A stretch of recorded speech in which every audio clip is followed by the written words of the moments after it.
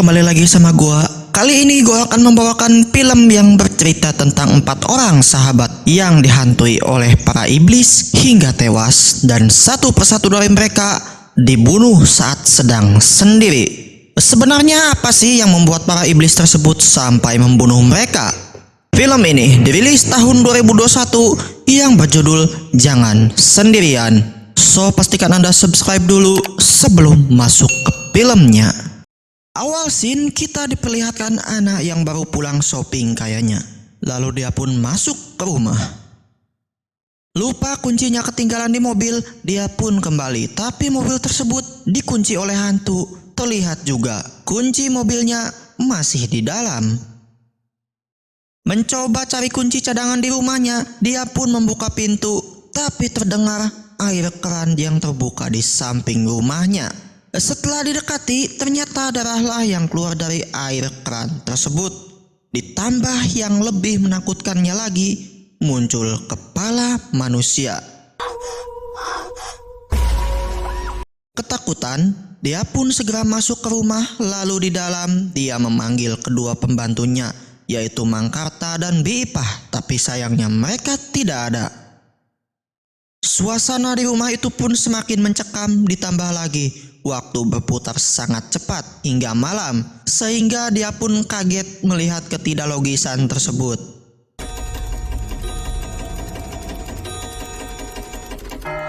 Setelah itu terdengar suara piano yang terlihat dimainkan oleh seorang anak dajjal ataupun anak iblis.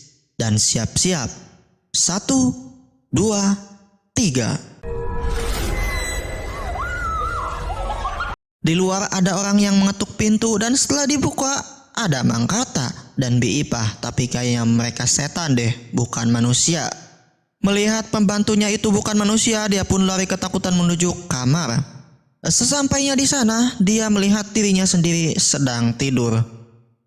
Di laptopnya muncul pesan WA dari orang yang tidak dikenal memberi pesan menakut-nakutinya. Lalu setelah itu dia meneropong keluar dan terlihat mobil putih miliknya bersama manusia berwujud iblis.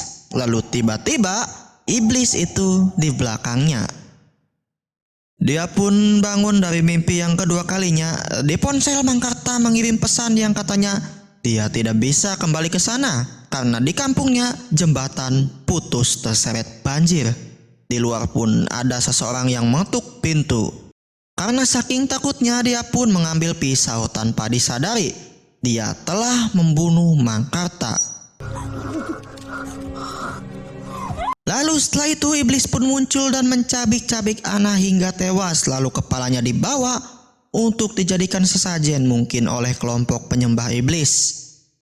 Scene berlanjut ke pocong yang sedang loncat-loncat. Siap-siap nih ya. Ciluk. Bah. Ternyata iklan kampret. Beralih ke Boy yang merupakan seorang karyawan. Saat itu dia sedang memberi sebuah contoh iklan kepada direkturnya. Dia pun kembali ke meja kerjanya. Lalu dia ditelepon oleh direktur yang katanya dia tidak jadi ke kantor. Nah loh, terus tadi siapa itu? Musik box pun tiba-tiba berbunyi. Lalu dia ketakutan karena melihat ibu direktur hantu. Hingga dilipun dia dipeluk oleh sesosok kunti. Dan ini, bangun dari pingsannya, dia pun pergi ke tempat parkir. Lalu terlihat di sana wanita yang ada di foto tadi. Di mobil pun dia terus dihantui hingga dia ketakutan. Dia pun mengambil kampak. Lalu dia membacok hantu tersebut. Dan yang terlihat malah dia membacok dirinya sendiri. Lalu datang sebuah mobil yang menabrak Boy. Terlihat ibu direktur dan wanita yang dipoto tadi mereka bekerja sama untuk membunuh Boy. Boy pun tewas. Scene beralih ke Ruby yang sedang jogging di pantai yang bernama Jungle Beach. Dia tidak sadar ada dedemit predator yang sedang mengikutinya. Dia pun menemukan anak kecil yang sedang menangis, lalu anak itu masuk ke hutan.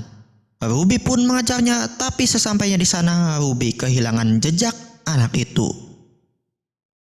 Entah bagaimana caranya dia bertemu lagi dengan anak itu, tapi setelah itu anak itu berubah jadi demit. Kini dia pun hanya ingin keluar dari hutan itu, tapi it's too late lah. Dia pun jadi korban ritual dan para iblis pun muncul lalu menusuk kepalanya Ruby dari atas. Jos.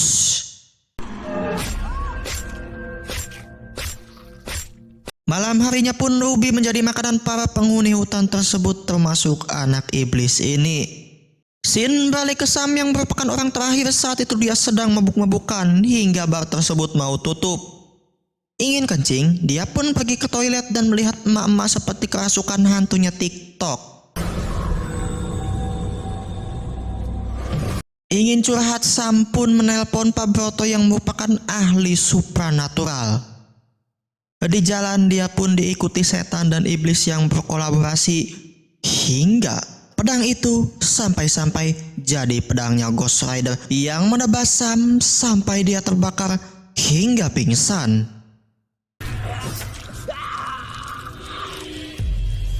Setelah bangun, lagi-lagi kita dipertemukan sama si tai ini. Sam pun menembaknya hingga dia mati, lalu hidup lagi. Dan seperti biasa, dia menjulurkan lidah panjangnya.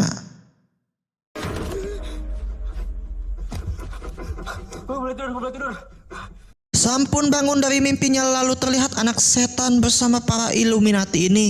Dan ini bosnya, si Raja Iblis. Sam pun bangun dari mimpi keduanya dan saat itu datang Pak Broto yang merupakan ahli supranatural. Sam pun curhat dan menceritakan pengalaman-pengalaman buruknya dimulai dari anak hingga Ruby. Yang mungkin alasan para iblis itu membunuh mereka karena ini. Oke, saat itu di jalan yang treknya panjang mereka ngedrag, adu kecepatan. Hingga tidak sadar mereka telah menabrak seseorang. Seorang kakek pun datang membawa HP dan merekamnya sebagai barang bukti. Lalu kakek itu pun kabur. Sam dan Boy mengejarnya lalu membunuh kakek itu dan mengambil sebuah cincin yang lambangnya sama persis seperti pemuja iblis yang mungkin mereka marah karena kelompoknya telah dibunuh, jadi mereka menuntut balas. Pak Broto menyarankan agar Sam membuat video mengakui segala perbuatannya. Singkat cerita, video itu pun viral dan banyak pihak yang mengecam Sam atas perbuatan membunuh temannya sendiri, padahal yang sebenarnya bukan dia yang lakukan. Tak lama setelah itu, Raja Iblis pun datang dan memberi ilmu hitam pada pistol tersebut sehingga Sam menembak dirinya sendiri.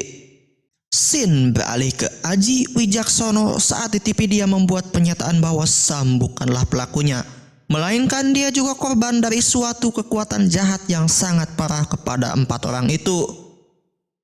Kita pun diperlihatkan sebuah foto yang di sana ada dirinya, Pak Broto, dan kakek yang dibunuh tadi. Jadi bisa disimpulkan 3 orang ini adalah pengabdi setan. Para iblis tentu sangat marah karena kelompoknya atau kakek itu telah dibunuh, jadi mereka menuntut balas. Film diakhiri dengan anaknya Pak Aji Wijaksono diculik oleh iblis. Sebentar lagi kita kedatangan tamu, Tuan Putri.